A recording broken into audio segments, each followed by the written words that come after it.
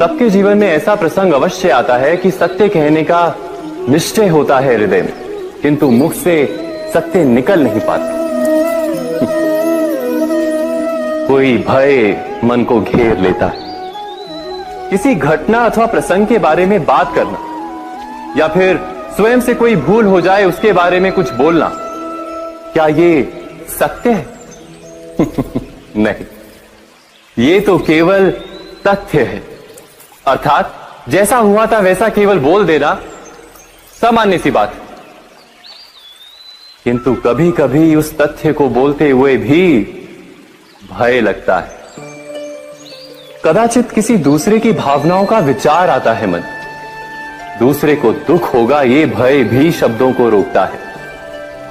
तो ये सत्य क्या है? क्या हमने कभी विचार किया है? जब भय रहते हुए भी कोई तथ्य बोलता है तो वो सत्य कहलाता है।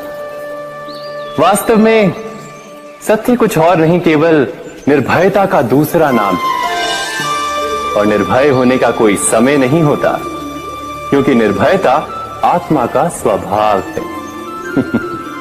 अर्थात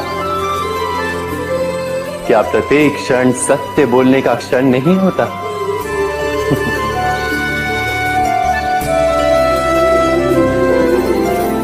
स्वयं विचार कीजिए।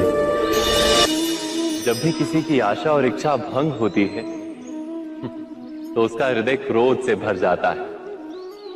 जिस व्यक्ति को वो अपना अपराधी समझता है उसे दंड देने का प्रयत्न करता है। पर क्या हमारी इच्छा या आशा का भंग होना क्या सदा ही किसी का अपराध होता है? इच्छाओं के अपूर्ण रहने के तो कई कारण हो सकते हैं। कुछ तो संजोग के कारण अधूरी रह जाती हैं और कुछ नियति के कारण। और कभी कभी इच्छाओं का स्वरूप ही ऐसा होता है कि वो पूर्ण नहीं हो पाती। बिना परिस्थिति पर विचार किए किसी को अपराधी मान लेना न्याय नहीं, प्रतिशोध है। न्याय का आधार तो दया है, करुणा है, और प्रतिशोध का आधार क्रोध, अहंकार। अर्थात हृदय में करुणा धारण किए बिना किसी के अपराध के विषय में विचार करना, किसी को दंड देना, क्या अपने आप में ही अन्याय नहीं? स्वयं विचार कीजिए।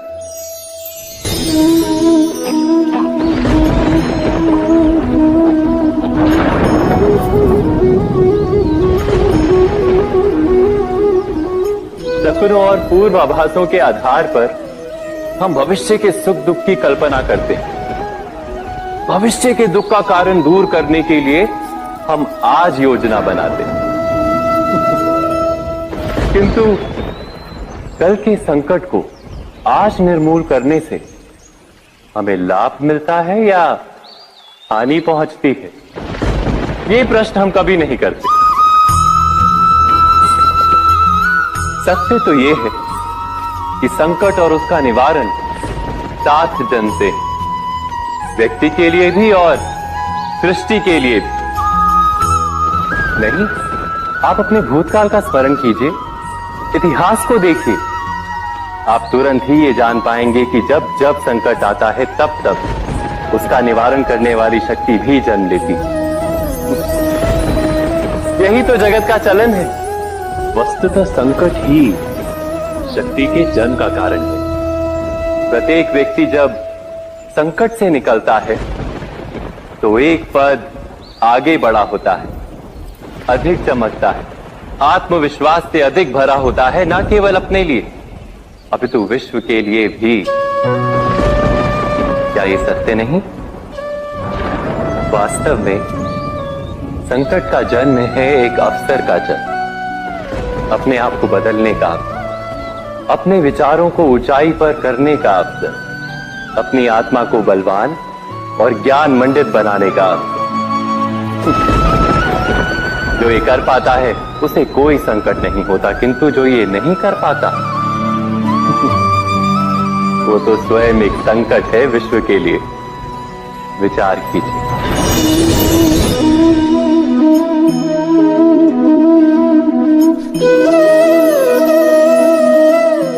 परंपरा में धर्म बसता है और परंपराएं ही धर्म को संभालने का कार्य करती हैं, ये सत्य है। पर क्या केवल परंपरा ही धर्म है?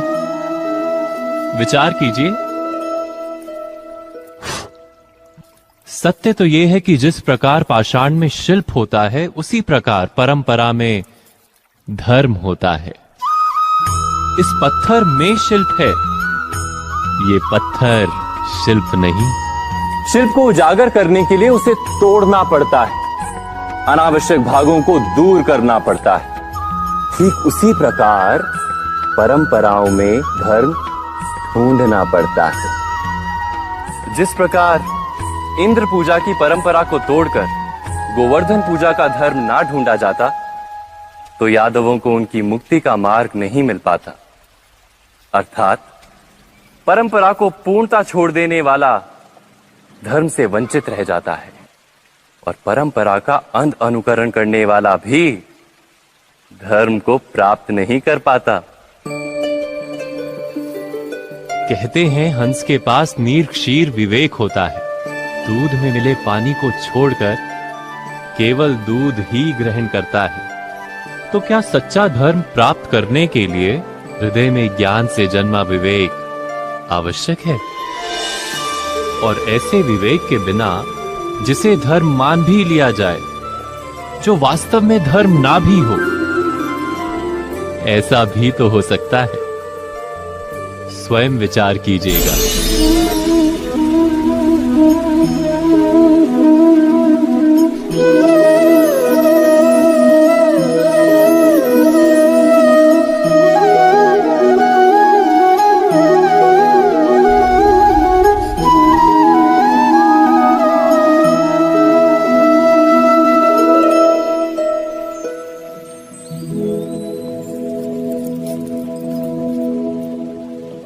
भविष्य के आधार पर सब आज का निर्णय लेना चाहते हैं।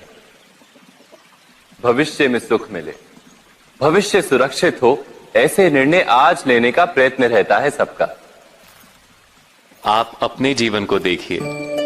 क्या आपके अधिकतर निर्णय के पीछे भविष्य का विचार नहीं होता? और हो भी क्यों ना। अपने जीवन को सरल और सुखमय बनाने का प्रयत्न करने का अधिकार सबका है। पर भविष्य तो कोई नहीं जानता, केवल कल्पना ही की जा सकती है।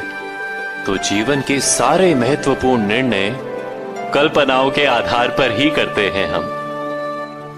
क्या निर्णय करने का कोई तीसरा मार्ग हो सकता है? विचार कीजिए। सारे सुखों का आधार धर्म है और वो धर्म मनुष्य के हृदय में बसता है।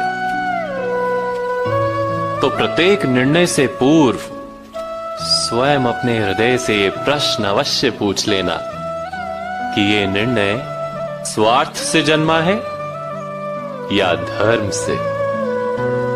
क्या इतना पर्याप्त नहीं? भविष्य के बदले धर्म का विचार करने से क्या भविष्य अधिक सुखपूर्ण नहीं होगा? स्वयं विचार कीजिए। व्यक्ति को जब उसके अपराध का दंड मिलता है, तब कभी कभी उस न्याय को देखकर मन कचोटता है। प्रश्न उठता है हृदय में कि जब वो अपराध हुआ था, तब व्यक्ति भिन्न था। उसके पश्चात उसने इतने पश्चाताप किए, स्वयं में इतना परिवर्तन किया, फिर उसे दंड क्यों मिले? पर जहां आघात होता है, वहां प्रत्याघात भी होता है। जैसा कर्म वैसा फल। यदि किसी को प्रेम दोगे तो सुख प्राप्त होगा, यदि किसी की हत्या करोगे तो मृत्यु दंड मिलेगा। जैसा कार्य वैसा ही न्याय। तो फिर प्रायश्चित और पश्चाताप का कोई मूल्य नहीं है? अवश्य है मूल्य। प्रायश्चित और पश्चाताप मनुष्य की आत्मा को बलवान करता है। आने वाले दंड को स्वीकार करने के लिए मनुष्य को तैयार करता है। अर्थात बिना प्रायश्चित के दंड स्वीकार करने का कोई मूल्य है? स्वयं विचार कीजिए।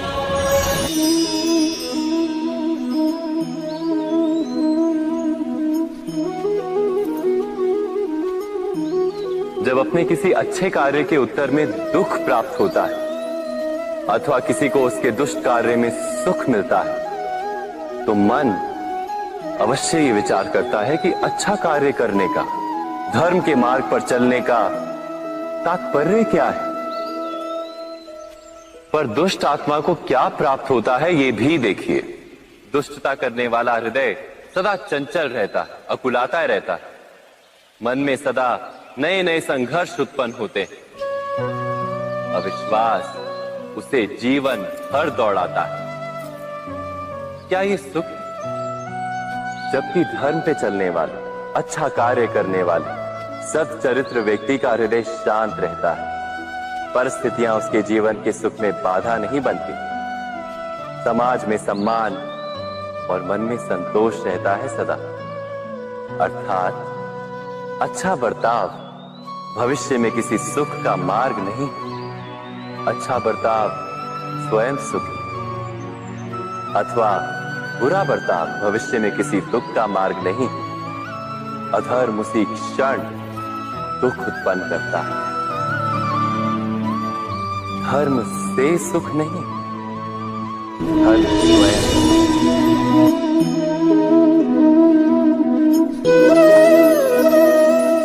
सत्ता की लालसा सबके हृदय को घेरे रहती है। प्रत्येक व्यक्ति अपना एक राष्ट्र निर्मित करने का प्रयत्न अवश्य करता है। फिर वो राष्ट्र कुरु राष्ट्र की भांति बहुत बड़ा हो या फिर अपने परिवार तक सीमित हो, वो सत्ता प्राप्त करने का प्रयास अवश्य करता है। किंतु सत्ता का वास्तविक रूप क्या है? क्या हमने कभी विचार किया है? एक मनुष्य जितने अधिक लोगों के जीवन को प्रभावित कर सके, जितने अधिक लोगों के जीवन की स्वतंत्रता पर अंकुश रख सके, उतनी ही अधिक सत्ता का अनुभव करता है वो। सत्ता का वास्तविक रूप ही है अन्य के जीवन पर स्वयं का प्रभाव। किंतु क्या वास्तविक प्रभाव प्रेम, दया, करुणा और धर्म से निर्मित नहीं होता? जब भी मनुष्य कठोरता और अधर्म से सत्ता प्राप्त करने का प्रयत्न करता है, तब वो दूसरों के हृदय में विरोध अथवा विद्रोह को जन्म देता है। और परिणाम कुछ इस प्रकार। हां, कुछ समय के लिए वो स्वयं को प्रभावी और शक्तिशाली अवश्य पाता है, किंतु वो वास्तविक सत्ता नहीं। यही कारण है कि भृगु और वशिष्ठ जैसे ऋषियों की आज भी पूजा की जाती है, रावण और हिरण्यकश्यप की नहीं। इस पर तो आप विचार अवश्य करें। सत्य कहा ना?